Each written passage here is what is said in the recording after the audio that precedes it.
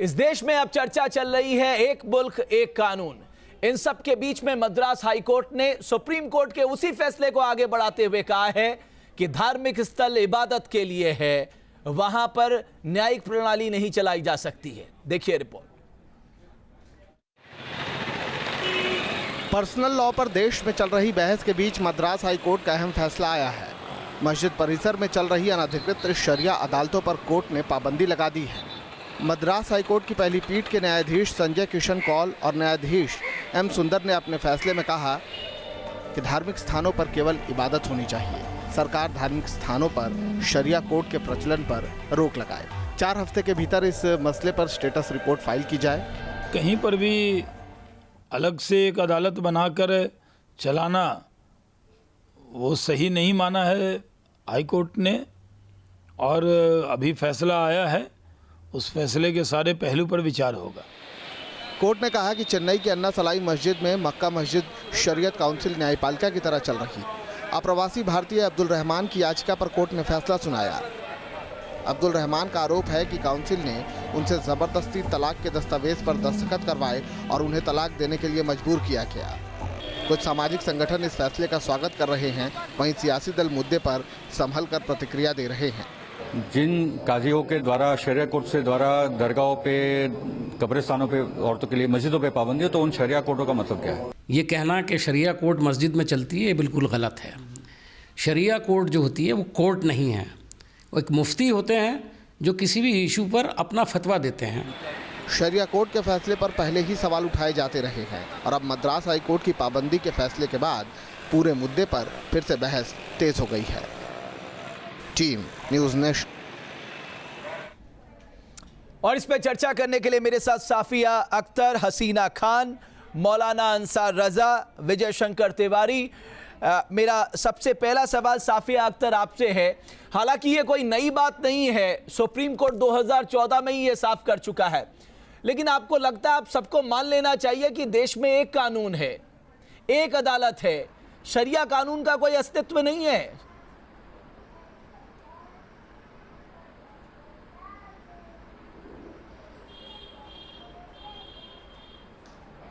साफिया जी,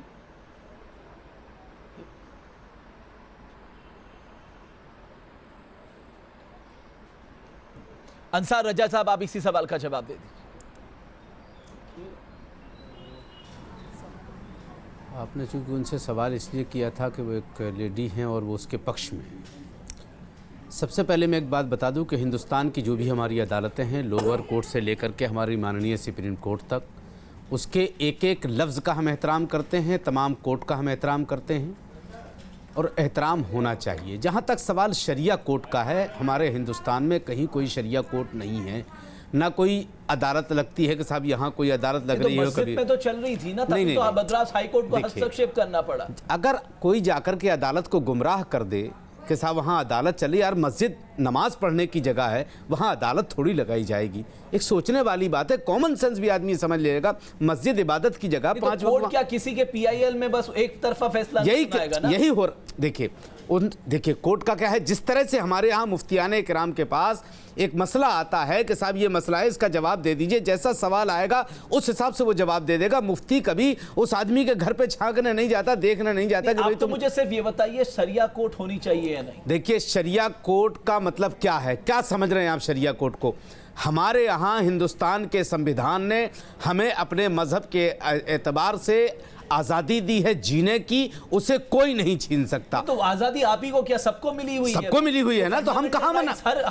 अरे भाई, इस देश के हर नागरिक के हैं। मेरे भाई महेश साहब, अगर हमारे तिवारी जी अपने घर में बैठ करके अपने हमारे हिंदू भाइयों का कोई मसला निपटा दे तो उसको क्या आप कोर्ट कहेंगे क्या? इसकी लीगल वैलिडिटी नहीं है, वो क्या मसला निपटाएगी भाई? क्या बात कर रहे हैं यार, शरीयत कोई रोड पे बैठी हुई चीज थोड़ी है कि लीगल है। आपके कहने से थोड़ी अनलीगल हो जाएगी वो। शरीयत कह रहा तो सुप्रीम कोर्ट कह चुका है, उसकी कोई सुप्रीम कोर्ट ने शरीयत को अनलीगल नहीं कहा है, इसको पहले समझिए आप। सुप्रीम कोर्ट ने अदालत को, जो वहां जो काजी बैठ करके जो फैसला कर रहा था, उसको अनलीगल कहा है। शरीयत को अनलीगल जिस दिन कोर्ट कहेगा, पता नहीं हिंदुस्तान में क्या हो जाएगा। कैसी बात कर रहे हैं? क्या हो जाएगा?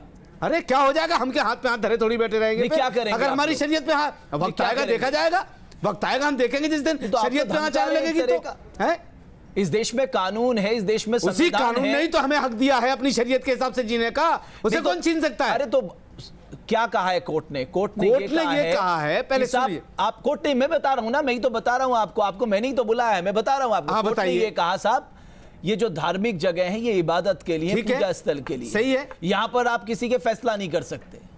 आप सुन लीजिए, फैसला क्यों नहीं कर और सकते? जिस व्यक्ति के मानवाधिकार का उल्लंघन हुआ था उसी ने जाके पीआईएल फाइल की मद्रास अरे हाई मेरे कोर्ट में। आपको भाई, ये भी देखिए, जानकारी दे अगर दूं। बस मसला तो यही है कि मुसलमानों का अगर कोई एक मसला आ जाता है तो तमाम मीडिया बिल्कुल सर पे कफन बांध के चढ़ जाती कि ये ऐसा हो गया ये है। आप गलत सोच रहे हैं। गलत हमारे लिए- नहीं सोच रहे हैं एक टीवी चैनल हम के लिए गलत- ना मुसलमान, हिंदू, सिख, ईसाई कोई हम- मतलब नहीं रखता। अरे साहब, हम देख सब रहे हैं एक भारतीय की नजर से देखते हैं। हम मीडिया से जुड़े हुए, हमें मालूम है क्या हो रहा है क्या नहीं हो रहा। भट्ट साहब, मेरे कहने का मतलब ये है कि मद्रास हाई कोर्ट ने जो फैसला दिया है, मैं मद्रास हाई कोर्ट का एहतराम करता हूं। मैं कोर्ट का कभी उल्लंघन नहीं करता, कोर्ट के कानून का, हिंदुस्तान के कानून का कभी उल्लंघन नहीं करता हूं। मैं फिर कह रहा हूं कि कोर्ट को गुमराह किया गया है, और जहां तक ओके। सवाल शरई अदालत का है तो हिंदुस्तान ओके, हिंदुस्तान से ओके। किसी की हिम्मत नहीं है, किसी की हिम्मत नहीं है कि हिंदुस्तान से शरिया कानून मिटा दे। साइस्ता अंबर जी, ये जो मद्रास हाई कोर्ट ने कहा है कि साहब धार्मिक स्थलों पे शरिया अदालत नहीं चलनी चाहिए, ये गैर कानूनी है, इसका कोई लीगल मीनिंग नहीं है,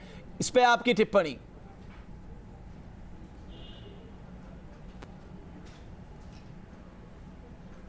देखिए, मैं मद्रास हाई कोर्ट के पूरे जजमेंट को मैंने पढ़ा नहीं है, लेकिन आप तक से और जो अखबार तक में जो भी मैंने पढ़ा है उससे मुझे ये एहसास हो रहा है और ये मुझे जानकारी लग रही है कि मद्रास हाई कोर्ट में कोई ऐसा आया होगा मामला जिसमें हमारे जज साहब ने कह दिया होगा कि हमारे देश में अदालत एक है और फैसला भी अदालत से ही होगा। हम आपसे इस बात पे ये साफ बताना चाहते हैं कि हमारे देश में शरीयत एक्ट और काजी एक्ट है और हम लोग काउंसलिंग कर सकते हैं। काउंसलिंग नहीं होती, इंसाफ नहीं मिलता, ये हमारे देश के लोगों को ऊपर आज़ादी है कि वो हमारे देश की अदालत में जाए। नहीं तो फैसला अगर तो कोई नहीं सुना खाप सकते ना। पंचायत या कोई गोत्र ना मिलने से कोई फैसला खुद कर ले कि हम प्यार कर रहे हैं और फैसला नहीं सुना सकते, उनको अधिकार नहीं है। वो राय दे सकते हैं, वो काउंसलिंग कर सकते हैं, वो सुलह समझौता करा सकते हैं, लेकिन फैसला नहीं कर सकते हैं कि किसी का सर कलम कर दे, किसी का हाथ काट दे, किसी को जिंदा जला दे। और कोई प्यार कर रहा है, उन प्यार करने वालों को फांसी पे, पेड़ों पे लटका दे, ये कुछ नहीं हो सकता हसीना है। खान जी, हमारे देश की अदालत फैसला करेगी। और रहा दारुल कज़ा, उसमें काउंसलिंग होती है। बिल्कुल, शौहर शाइस्ता और अंबर बीवी जी, की मैं आपकी बात काउंसलिंग समझ होती गया। है। ये और बात है, दारुल कज़ा हसीना अपने खान काम जी, में फेल हो गया है। मान लीजिए शरिया अदालत कोई भी बात कह रही हो और कोई व्यक्ति उसके समक्ष ना हो, फिर भी फैसला सुना दिया जाए, भाई वो जाएगा तो भारतीय कानून के तहत उन कोर्टों में जाएगा जहां से उसे इंसाफ की उम्मीद हो। एक तो मैं ये बताना चाहती हूँ कि शरीयत कोर्ट जो है वो एक धार्मिक स्थान नहीं है, वो धार्मिक प्लेसेस नहीं है। धार्मिक प्लेसेस जो है वो मस्जिद है, मंदिर है, दरगाह है, और वहाँ पर कोई भी फैमिली इश्यूज़ के ऊपर कोई बातचीत नहीं होती है। लेकिन शरीयत कोर्ट जो है वो एक तरीके से काउंसलिंग सेंटर है। जैसे अगर आप देखें कि हिंदू समुदाय में के अंदर खाप पंचायतें हैं या अलग समुदाय के खाप अंदर पंचायत को भी इलीगल कहा है कोर्ट तो ने। इस तरीके की पंचायतें जो है, हाँ, खाप देखिए क्या है कि अभी बहुत सालों से महिला आंदोलन जो है वो शरीयत कोर्ट, खाप पंचायत, ये या तांडा मुक्त जैसे जो इस तरीके की जो थर्ड पार्टी जो बनते हैं, आर्बिट्रेशन से काम करते हैं, उसका विरोध हम करते रहे हैं। तो ये जो जजमेंट आया है ये बहुत स्ट्रांगली पॉजिटिव जजमेंट है, और ऐसा स्ट्रांगली पॉजिटिव जजमेंट है जहाँ पर ये औरतों के अधिकार को जहाँ पे दबाने की और धर्म के नाम पर छुपाने की और खामोश करने की जो कोशिश होती है उसके खिलाफ ये जजमेंट यहाँ पर भी अगर आप इसको एक काउंसलिंग सेंटर भी कहते हैं, अगर आप इसे काउंसलिंग सेंटर भी कहते हैं, साफिया अख्तर जी, 90% 99% काजी तो आपके पुरुष मानसिकता के बैठे हुए हैं, रमेश जी, उनसे इंसाफ की कैसे उम्मीद की जाए? हाँ, तो क्या कहा जाएगा? ये क्या बिल्कुल, इसको नहीं, इसे काउंसलिंग सेंटर नहीं कहा जा सकता, क्योंकि ये काउंसलिंग सेंटर बिल्कुल ही नहीं है। आप धर्म के नाम पर या धर्म के आधार पर इस तरीके से शरीयत कोर्ट या धार्मिक कोर्ट ऐसे नाम से अगर आप काउंसलिंग करोगे तो ये अपने आप में विजय एक शंकर तिवारी जी, प्रॉब्लमेटिक हो आपका सकता है, जवाब। जहाँ पे औरतें खुले तरीके से बात नहीं कर सकेंगी। ओके, विजय शंकर तिवारी। देखो एक बात ध्यान करने की है कि Allahabad high court, Kerala high court, Madras high court और यहाँ तक कि सर्वोच्च न्यायालय, ये शरीयत के आसपास के बहुत सारे निर्णय रमेश जी इसमें आए हैं। और इसके बाद भी अभी अंसार रजा कह रहे थे कि कोई भी ताकत हमें शरिया कानून मानने से मतलब हम ये करेंगे, कोई रोक नहीं सकता। एक तरफ कहते हैं कि हम कानून का बड़ा इज्जत करते हैं, दूसरे भी ये कहते हैं कि कोई रोक नहीं सकता है। तो ये दो विरोधाभासी चीज़ें, एक तो बात समझने की आवश्यकता है। और ये केस दो चीज़ें हैं, एक तो शरिया कानून की बात है रमेश जी, दूसरी बात ये है कि एक बड़ा विचित्र मामला आया। ये विचित्र मामला इस मामले में कि अभी तक तो शाहबानों केस आता था, सायराबानों केस आता था, तलाक के मामले आते थे और महिलाओं के तलाक के मामले आते, गुजरा भत्ता का मामला आता था। ये मामला एक पुरुष ने दायर किया, बिल्कुल PIL, और उससे जबरदस्ती साइन करवाए गए। उसने ये कहा है कि मुझे तलाक के लिए जबरदस्ती कहा गया। यानी आप ये देखिए इसके पीछे कौन है, आखिर क्यों ऐसा कराता है? कहीं इसके आगे हलाला जैसी घिनौनी जो हरकत है वो कहीं उनके संज्ञान में तो नहीं है। तो एक बार इस सारे विषय पर बहुत संज्ञान लेने की जरूरत है, और वो चाहे मुस्लिम महिलाएं हो चाहे कोई और महिलाएं हो, इस देश में सबको बराबर हक मिलना चाहिए। सुप्रीम कोर्ट का क्या कहना है? जहां भी फंडामेंटल राइट का वायलेशन होगा वहां पर हम हस्तक्षेप करेंगे, और कॉन्स्टिट्यूशन ने भी यही कहा है साहब।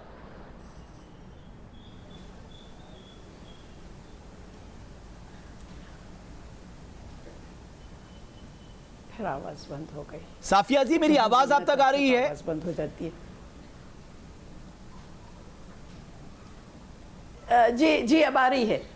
देखिए, अभी जैसे अंसार रजा साहब ने कहा कि ये हमारा अधिकार है और ये संविधान भी हमको अधिकार देता है कि हम जहां चाहें अपनी शरिया अदालत बना सकें, या हम अपने मजहब का प्रचार कर सकें, हम अपनी इस तरह की अदालतें बना सकें। लेकिन क्या ये अदालतें सही फैसले कर रही हैं? जैसा कि अभी मद्रास में हुआ कि वो उस आदमी से ज़बरदस्ती तलाक दिलवा दी गई, तो क्या ये सही है? क्या शरीयत कोर्ट ये बताना चाहती है कि हमारी शरीयत कितनी गलत हम इस्तेमाल कर रहे हैं? हम बिल्कुल उसके शरीयत के खिलाफ जा रहे हैं जो हमारा मजहब कहता है। राइट। किसने क्यों उन्होंने उसको जबरदस्ती तलाक दिलवाई? लेकिन देखिए, ये मामला अभी सुप्रीम कोर्ट में चल रहा है कि ऐसी अदालतों के ऊपर बैन लगना चाहिए या नहीं लगना चाहिए, ये एक अलग बात है। लेकिन इस तरह की अदालतें अगर वो गलत फैसले कर रही हैं तो वो बिल्कुल गलत हैं और उनके उन फैसलों को बिल्कुल नहीं माना जाना चाहिए। ओके, अंसार रजा साहब, अब आप बताइए, किसी से जबरदस्ती तलाक में हस्ताक्षर करवा लिए गए, ये उसके संवैधानिक अधिकार का उल्लंघन है या नहीं? देखिए, सबसे पहली बात तो सफिया जी, मैंने ये नहीं कहा कि हम जहां चाहे अदालत लगा लें, हमने ये जुमला इस्तेमाल नहीं किया। एक बात, जहां तक सवाल अब्दुल रहमान की याचिका पर है कि उनसे ज़बरदस्ती तलाकनामे पर साइन करवाए गए हैं, मैं भट्ट साहब आपसे कहता हूं और जो चैनल लोग इस मामले में लगे हैं, सफिया जी से कहता हूं, आप चलिए और लोग चलें और चल के उसकी तहकीक कीजिए। अगर वाकई वहां के काजी ने बगैर किसी शरई हुक्म के उससे तलाकनामे पर दस्तखत करवाए हैं तो उस शख्स के ऊपर कई जिंदगियां बर्बाद करने का केस लगना चाहिए। मैं आपके साथ चलने के लिए तैयार हूं। एक बात, दूसरी चीज, हमारे यहां मसले का जवाब उसी का दिया जाता है जो मसला आता है। PIL लेके गए हैं साहब, भाई तो PIL में क्या लिखा? खाली यही लिखा है क्या कि हमसे तलाक कोई तो पेश किया जब वो होगा। साथ रहना चाह रहा है, मंगवाइए ना, जब वो साथ रहना जब चाह रहा है, साथ तो रहना काउंसलिंग चाहते क्यों नहीं मियां की गई? बीवी तो उन किसी दोनों को हक समझाने नहीं की है कोशिश उसको क्यों नहीं तलाक की गई? दिलवाने का।